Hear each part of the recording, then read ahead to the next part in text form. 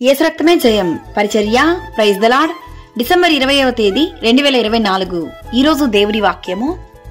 ఆపత్కాలమందు యెహోవా నీకుత్తరమిచ్చునుగాక, యాకోబు దేవుని నామము నిన్ను ఉద్ధరించునుగాక. కీర్తనలు 20వ కీర్తన 1వ వాక్యము. దేవుడు మనకు ఆశ్రయమును దుర్గమునై ఉన్నాడు. ఆపత్కాలములో ఆయన నమ్ముకొనదగిన సహాయకుడు.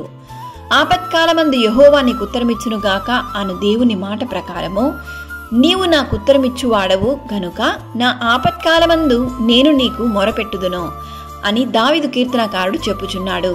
ఈరోజు ఈ వాక్యం వింటున్న ప్రియ సహోదరి సహోదరులారా, మీ జీవితంలో నీవు వెళ్లే మార్గం ఎంతో భయంకరమైనదిగాను అపాయకరమైనదిగాను ఎంతో కష్టాల గుండా నీవు ఉన్నట్లయితే దిగులు చెందకు.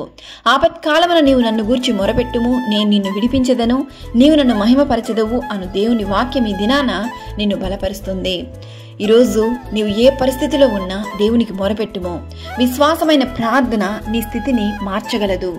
నీ తల్లిదండ్రులు, నీ బంధుమిత్రులు, నీ స్నేహితులు, నీ చుట్టూ ఉన్న ఎవ్వరు కూడా నీ పరిస్థితిని మార్చలేకపోవచ్చు. కానీ మనుషులకు అసాధ్యమైన కార్యము దేవునికి సాధ్యము. కావున దేవుని సన్నిధిలో మొరపెట్టుము, దేవుడు నిన్ను ఆశీర్వదించి దీవించును.